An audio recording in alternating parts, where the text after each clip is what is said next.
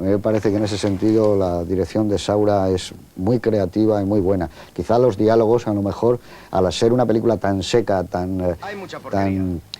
se hacen referencias a ciencia ficción, a Bradbury, a destrucciones, hay un paisaje casi mineral, es un paisaje que no existe.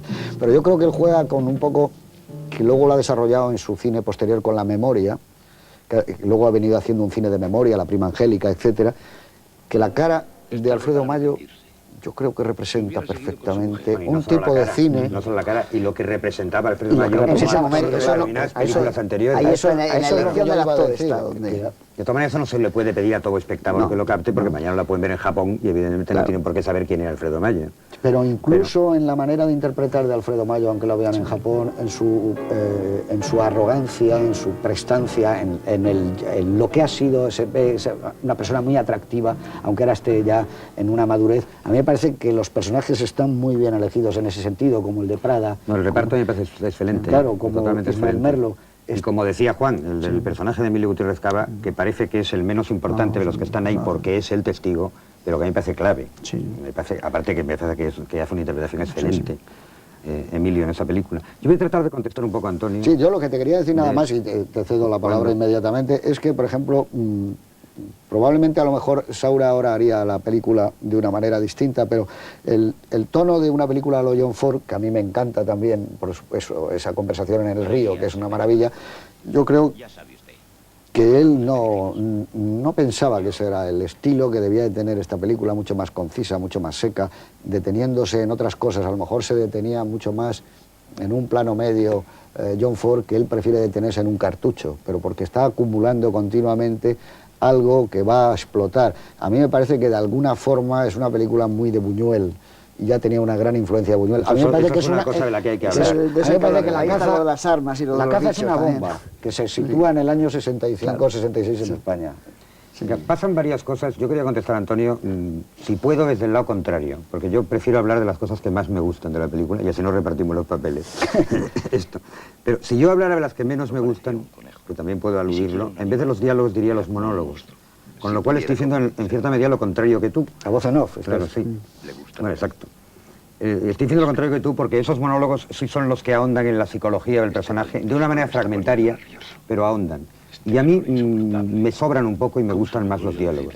El propio Saura cuenta que la primera secuencia del bar, es el bar que hay en la gasolinera antes de que lleguen al coto de casa, en que se dan varios datos rápidamente sobre los personajes, él dice que es la que menos le gusta y que decía, como me va a pedir todo el mundo, o sea, lo que tú le estás pidiendo ahora, que yo dé datos sobre los personajes, que cuanto antes lo dé me lo quito de encima. Decía, y les dejo en ese páramo con este problema universal del paisaje y la violencia, que es realmente lo que a él le interesa, que yo creo como tú decías. Y las referencias muy concretas, porque hoy, sobre todo un español, dice, estos son unos personajes salidos de la guerra civil del bando de los vencedores. Habría que ver vencedores de qué, porque son unos personajes terminales. Y vencidos. La mayoría, y francamente vencidos en algún sentido. Pero también puedes extrapolarlos, la violencia es una cosa totalmente universal, pienso yo. Y lo que están es ocupando el paisaje donde ha habido una guerra, sea la que sea, entiendo yo, y donde la violencia ha dejado sus huellas, ha dejado sus agujeros e incluso sus cadáveres, que son un esqueleto. El paisaje lunar, claro. Y estos personajes van a llegar a lo largo del día a reproducir una violencia como aquella del pasado. Digamos que es el mensaje, por llamarlo con una horrible palabra, pero bueno, para que todos nos entendamos, de la película. Si se ahondara más políticamente, psicológicamente en los personajes, yo pienso que se hubiera perdido mucho de esto. Es más, yo lo poco que se ahonda arquetípicamente, porque no olvidemos que los personajes son arquetipos. Esto es una cosa que me parece indiscutible, porque además es a lo que más va Saura después en sus películas, cuando Saura se siente más libre que en La casa.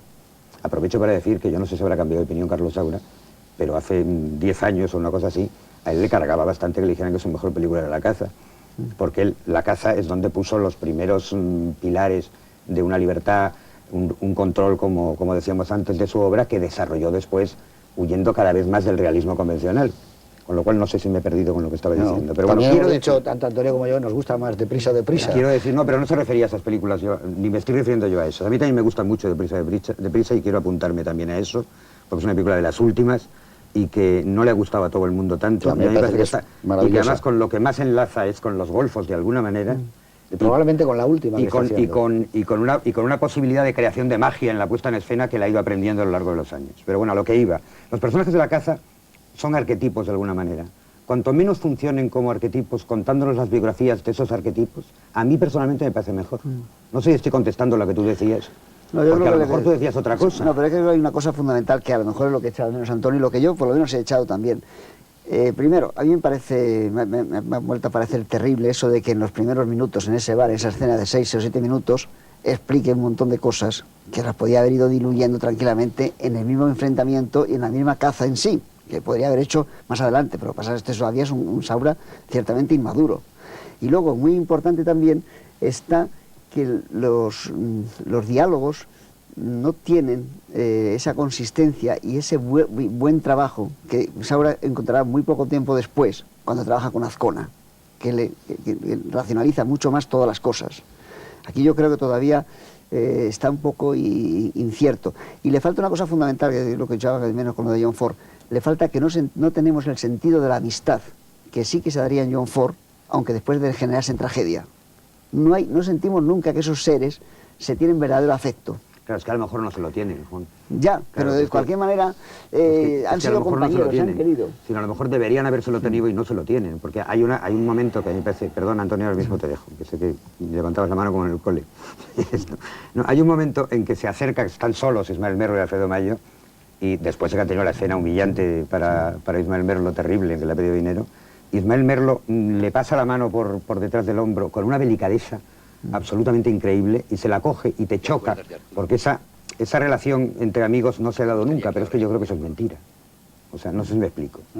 O sea, creo que es mentira. Ni quiere esa caricia de amigo Alfredo Mayo, ni se la está dando de verdad Ismael Merlo, porque yo creo que se odian. Yo creo que se odian. La historia de amistad que podía haber dado John Ford, yo creo que sería otra historia distinta a esta. Yo creo que todos los personajes están mal relacionados los unos con los otros, menos el de Emilio Gutiérrez Cabas. Que es el personaje más Perdón, sincero. Antonio, querías decir algo. Dos cosas.